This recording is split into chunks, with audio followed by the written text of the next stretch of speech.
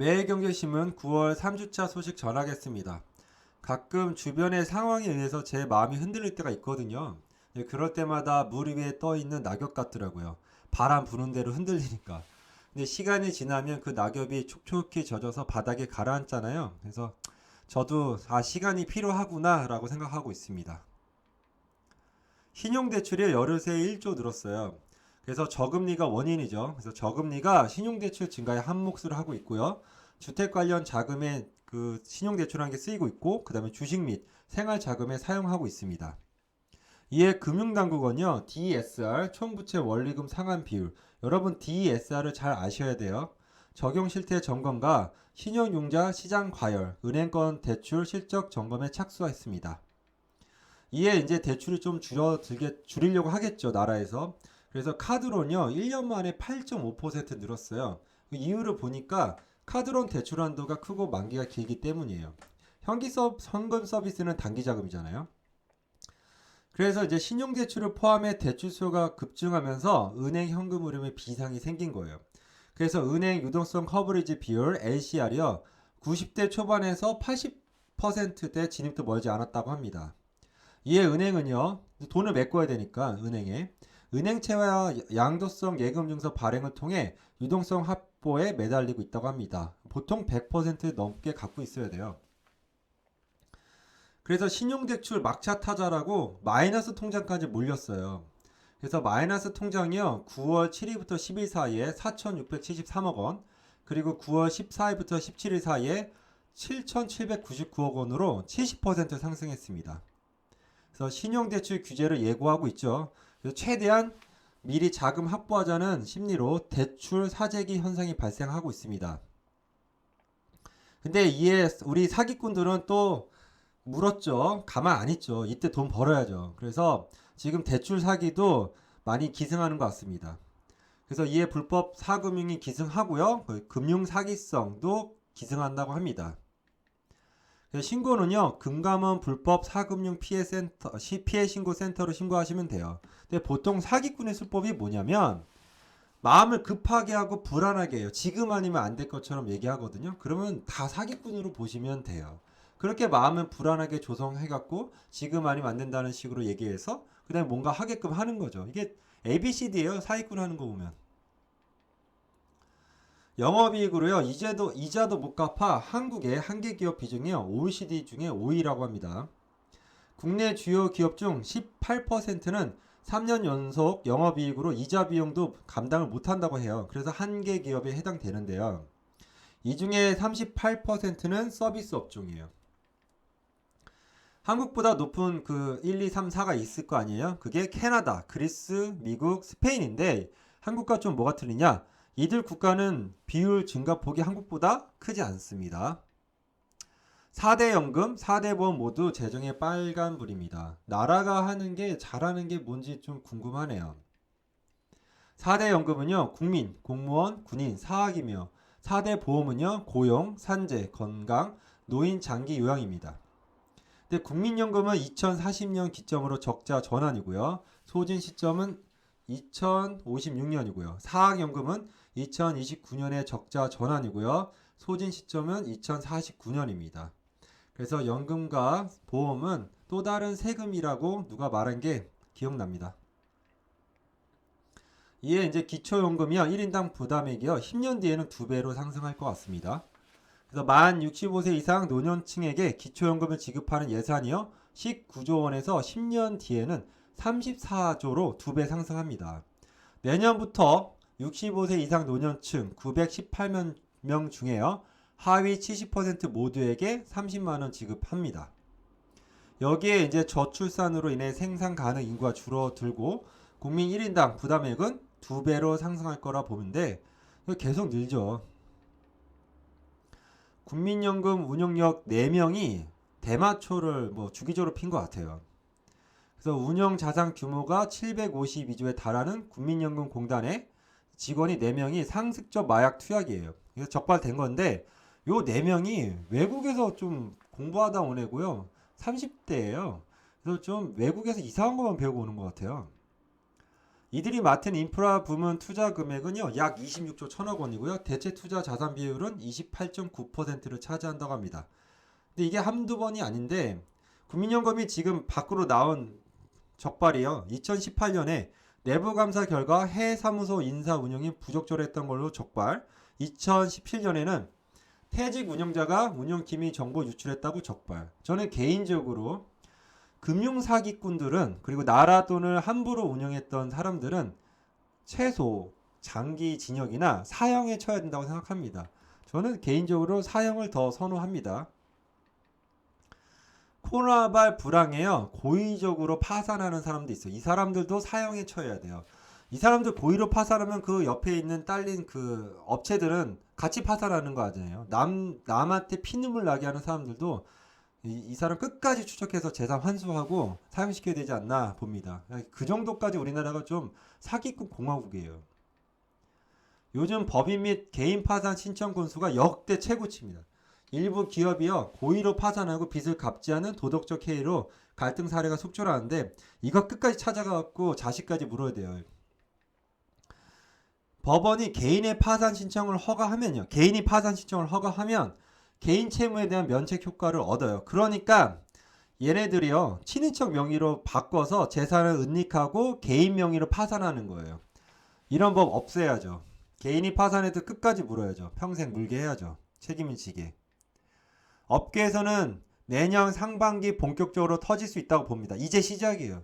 내년 상반기부터 이런 사기꾼들이 넘쳐나는 거예요.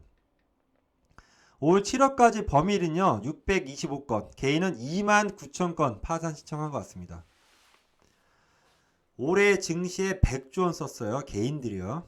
그래서 국내 56조, 그리고 해외 16조를 순매수했고요. 예탁금은 28조으로 55조 원이에요. 저금리로 인해 대출 이자 부담이 낮아졌으니까, 그리고 또 은행 예금 및 적금의 매력이 또 떨어졌죠. 그리고 세금 및 대출 문제로 부동산에 투자하기 좀 애매하고요. 돈이 좀 없죠, 투자하기에는. 그러니까 주식으로 대거 이동한 겁니다. 근데 제가 가장 걱정스러운 건 뭐냐, 미래의 불확실성이에요. 이건 제 생각입니다. 4차 혁명의 구조적 변화의 파장이 경제 전환기예요. 혁명이 일어나면요, 피를 부르거든요. 왜냐하면 기존에 있던 사람이 무너지고 새로운 사람이 올라가면서 그 과도기적으로 피를 부르니까요. 그리고 각 국가의 보호무역주의가 지금 올라가고 있고요. 그 다음에 각 국가가 리더십이 저는 부재하다고 봅니다. 그리고 코로나로 인한 경제 침체가 홍일점을 찍은 거고요. 근데 마지막으로 하나, 인간의 탐욕이 이 넘치는 세상에 이렇게 만드는 것 같습니다. 원전 해체가요, R&D 예산 57배 늘린다고 합니다. 원전 해체 기술 관련 내년 예산은요, 57배 늘어난 8,700억 원 수준으로 확대. 반면 기존 핵심 기술 개발 명목 예산은 단계적으로 축소로 들어갔어요. 대신 안전관리 영역으로 대체를 한 거죠. 이게 뭐냐? 아예 탈원전 정책의 대못을 박는 셈이라고 합니다. 왜 이렇게 원전을 못 잡아먹어서 안다는지 모르겠어요. SK-ENS가요, 새만금의 민간 최대 태양광 발전소를 짓는다고 합니다. 그래서 5천억 원 투입하고요, 2023년에 초에 이제 완공을 예상으로 하고 있고요. 5.5만 가구 1년 전력 소비량을 제공한다고 합니다. 저는 새만금 한 번도 가본 적이 없거든요. 한번 놀러 가고 싶어요. 좀비 기업에요, 1조 허비했는데 신보의 예산을 1,200억 원은 더 줬습니다. 이게 좀 방만해요. 남의 돈이니까 이렇게 막 쓰나 봐요. 최근 5년간 좀비 기업에 대한 신용보증 기금 보증이요, 급격히 늘어 올해 처음으로 1조 원 돌파했습니다.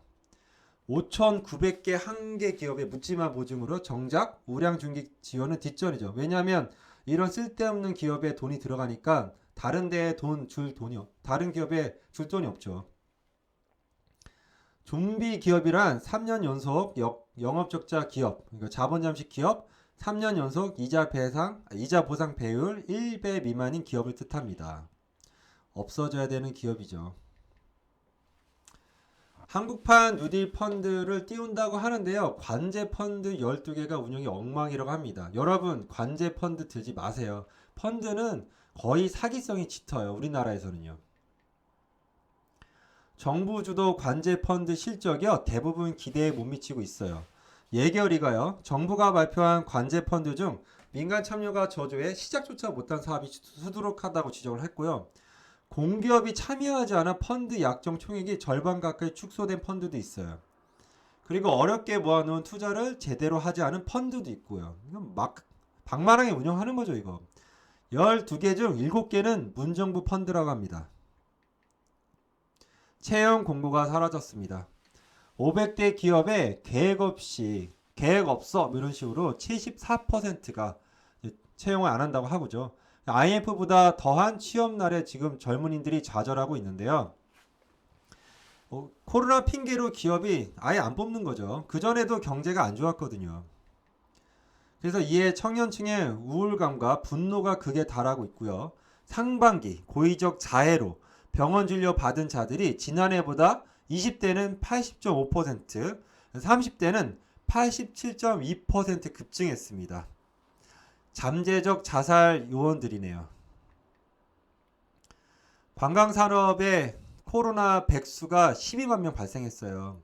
올해 관광사업 일자리가 12만 명 급감했고요. 외국 관광객이 99% 감소하면서 관광산업 생산 유발액은 13조 2천억 원 줄었습니다. 코로나가 2, 3년 가지 않을까요? 폐업을 하는데 위약금을 물어야 돼요. 그래서 가맹점 갈등이 격화되고 있습니다.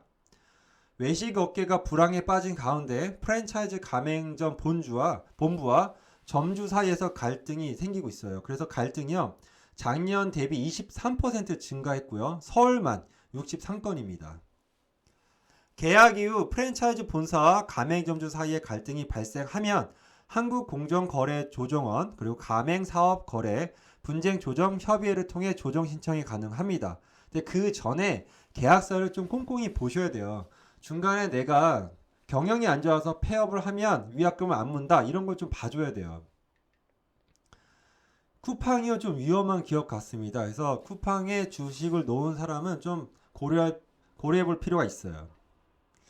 쿠팡의 최대 주주의 지분은 100% 미국이에요. 그래서 미국 법인인 쿠팡 LLC 그래서 즉 미국 기업이에요. 저도 처음 알았어요. 쿠팡이 미국 기업인지. 쿠팡이 뭐가 문제냐? 불투명한 지배구조 그리고 자금 조달 방안이고요. 청문학적 적자 해소 방안 부재, 입점 셀러 저작권 침해 논란, 타 이커머스 대비 최대 20배 긴 정산 주기, 그리고 유령 셀러 등록 등 오픈마켓 관리 부실, 직매입 납품사의 최저가 강요 의혹이 있다고 합니다. 쿠팡을 저도 이번 기회에 좀 이용하지 말아야 되겠어요. 규제가 늘어나니까요. 이제 매매가 아니고 증여를 하는 것 같습니다. 그래서 20대, 30대 증여가 3조 원이에요. 그래서 20대, 30대 증여한 부동산이 한 3조 원 정도 되고요. 2018년에는 2배 가까이 급증했습니다. 지금 더 되겠죠. 문정부 들어 속도가 빨라지고 있고요. 그래서 향후 집을 물려받은 청년과 그러지 못한 청년 간 주택 자산 양극화 문제가 대두될 것이라고 보입니다. 누구는 부모가 재산이 있어서 물려받고 누구는 물려받지 못하고 그럼 평생 그렇게 집 없이 살아야 되는 거잖아요. 이런 사회가 좋은 사회는 아니에요. 정부가 14% 상승했다고 하는데 서울 집값은 3년간 45% 올랐다고 합니다. 문정부 출범 이후 3년간 서울 아파트값 평균은 45.5% 상승했고요. 다세대와 연립주택은 28% 상승했습니다. 근데 정부는요 서울 집값이 11%, 아파트 가격은 14% 상승했다고 발표했습니다. 전혀 틀린 말이죠. 이에 업계에서는요 정부가 만든 통계는 비현실적이라고 여기저기서 비판 중입니다. 무주택자는 내 집 마련이 줄었고요. 보니까 다주택자 증여 상승은 늘었습니다. 무주택자는 아예 집을 못 사는 구조죠. 서울 9월 재산세가 세금 폭탄을 맞았어요. 그래서 11.5%가 상승했습니다. 그래서 9월 재산세가 작년에 비해 3,760억 원 늘어서 3조 6,478억 원 그리고 11% 정도 상승한 것 같습니다. 서울시는 재산세가 주택은 20.7%, 토지는 6.4% 상승했습니다. 올해는 부자들이 세금 폭탄을 맞았다면 내년부터 중산층과 서민층까지 세금 폭탄을 맞을 가능성이 크다고 합니다.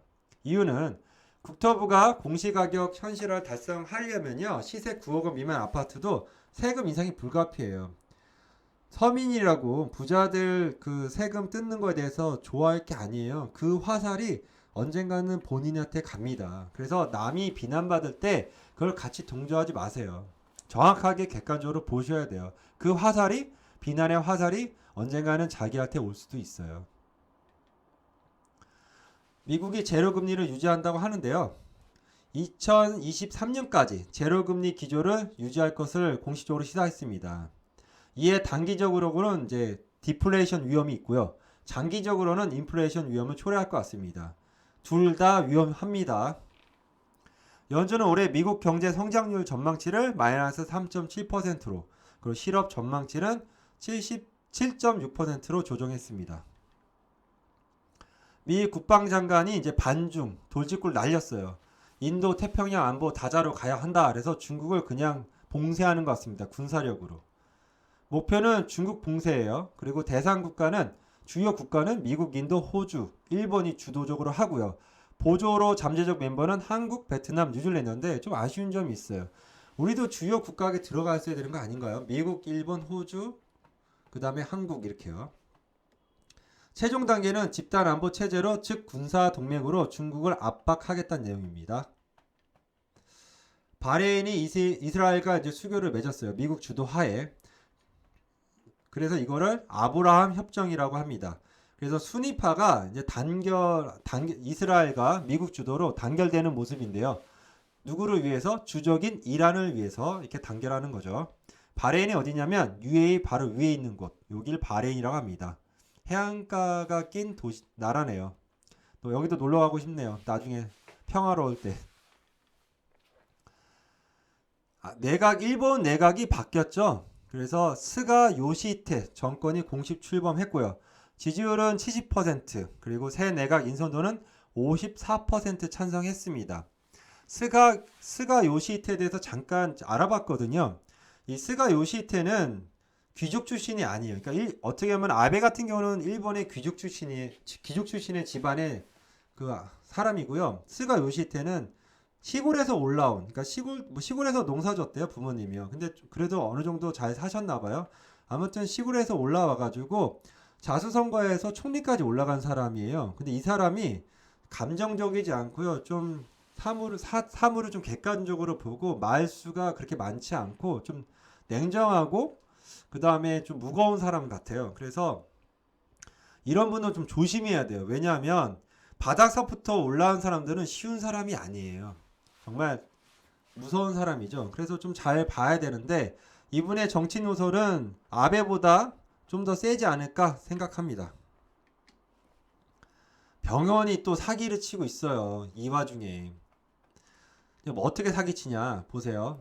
이제 코로나로 수급이 줄어들었어요. 병원이요. 그러니까 비급여 항목 주사 처방을 막 권하는 거예요. 소비자한테. 그리고 소비자한테 뭐라고 권하냐? 이 주사 맞으면 괜찮다. 그리고 비용도 별로 안 든다. 그래서 이제 맞게 하는 거예요. 그리고 그 비용을 보험사한테 첨부시키는 거죠. 그것도 어떻게? 과잉 청구로. 그리고 이제 또 백내장 검사 급여 항목을 전환했잖아요. 그러니까 렌즈비를 올려서 수술비도 그대로 가져가는 거예요.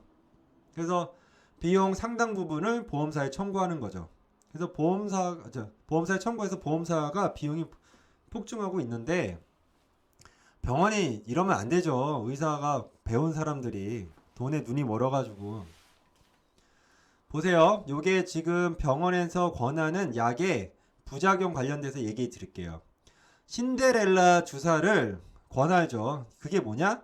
신데렐라 주사를 맞으면 보습, 피부 탄력 개선, 노화 방지 등을 이유로 권해요. 근데 부작용이 뭐냐면 미백, 주름 예방 효과 없대요. 그리고 과민성 쇼크, 가려움을 일으킬 수 있다고 합니다. 부작용은 얘기 안 하잖아요, 병원에서. 태반주사도 저도 많이 들어봤어요. 이게 이제 언제 사용되냐? 병원에서는 뭐라고 권하냐면 피로 해소, 피부 재생, 산후 모유 촉진 등 좋다고 태반주사를 권하지만 부작용이 뭐냐? 식약처 허가 사항 외에 효과, 안정성 근거가 미비하다고 합니다. 그냥 돈만 날린 거네요. 마늘 주사도 미백, 그 다음에 면역력 강화 등에 권하는데 부작용이 뭐냐? 비타민 B1 결핍이 드물고요. 투약 의미가 없대요. 그리고 경련, 호흡곤란 등 부작용을 일으킬 수 있다고 합니다. 여러분 호구되지 마십시오.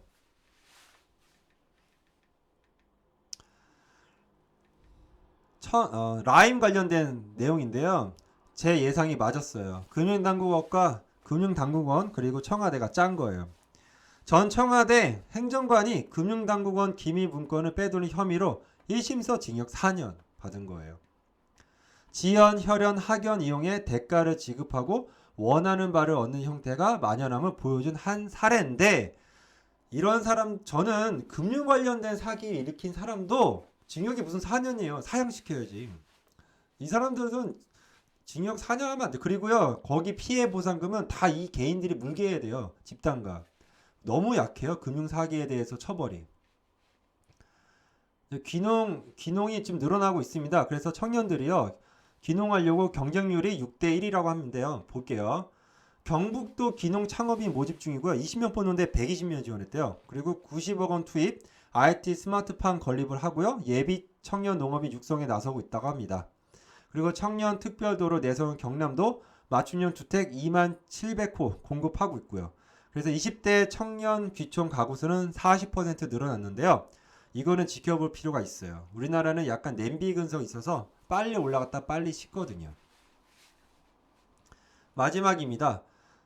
올해 12월 달에 수능을 보죠. 그 전에 그래서 접수를 해야 돼요. 그래서 9월 23일부터 28일 원서 접수를 해야 되고요. 전문대는 23일부터 10월 13일, 2차는 11월 23일부터 27일이에요. 그래서 공통 원서와 공통 자기소개서를 미리 작성하고 준비를 해야 됩니다. 올해 수능은 12월 3일이죠. 저도 요번 달에 아니죠. 그 전에 자소서를 쓰라고 자꾸 강조했고, 요번 달에 다 봐줬는데요. 일부 학교들은 애들 자소서랑 이런 걸 좀 잘 안 봐주고, 예전 선생님들만큼 대학 선정 관련돼서 열정 있게 하시는 분들이 많이 사라진 것 같아요. 고등학교 내에서. 아이들 인생이 달린 거니까 좀 잘 봐주시기 바랍니다. 여기까지 하겠습니다. 감사합니다.